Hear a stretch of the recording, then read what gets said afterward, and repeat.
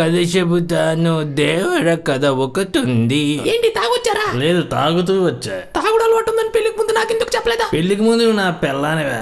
మరి నీకెందుకు చెప్పాలి నా అలవాట్లు పొరపాట్లు చెంచలమ్మా? అదెవరు? నేను అండలమని. ఓ, ఇది పెద్దిల్లా చిన్నిళ్ళు అనుకుని వచ్చేసాను. Sorry, no mention. రామరాజ్ బనియన్లు వాడితే రాముళ్ళు అంటాడు అనుకున్నానే. Who is my sweet potato? వెళ్ళే మా అమ్మ అప్పుడే చెప్పింది కొంగలా ఉన్నోని చేసుకోకే, ఒక్క కొంగుతో సరిపెట్టుకోడాడని. మా అమ్మ చెప్పింది కప్పలా ఉన్నదాన్ని చేసుకోకరా, బయట ఉన్న బావిలో ఉన్న ఎగురుతూనే ఉంటుంది. నిన్న పుట్టింటికి పల్లె వెలుగులో వెళ్ళిపోతా. పోవే, ఎవరిని బెదిరిస్తున్నావు? కప్పే పోయింది, కట్టుకుంది ఎటుపోతే ఏంటి? కావ్య పాప కంటి పాపలో కన్నీరే.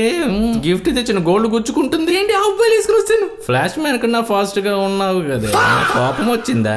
లేదు, దీని వాసన వచ్చింది.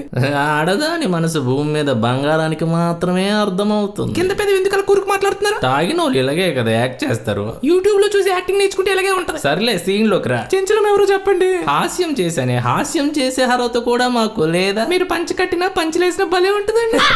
కథ చెబుతాను దేవర కథ ఒకటుంది. ప్రకాష్ రాజు కన్నా ముందే నాకు తెలిసింది.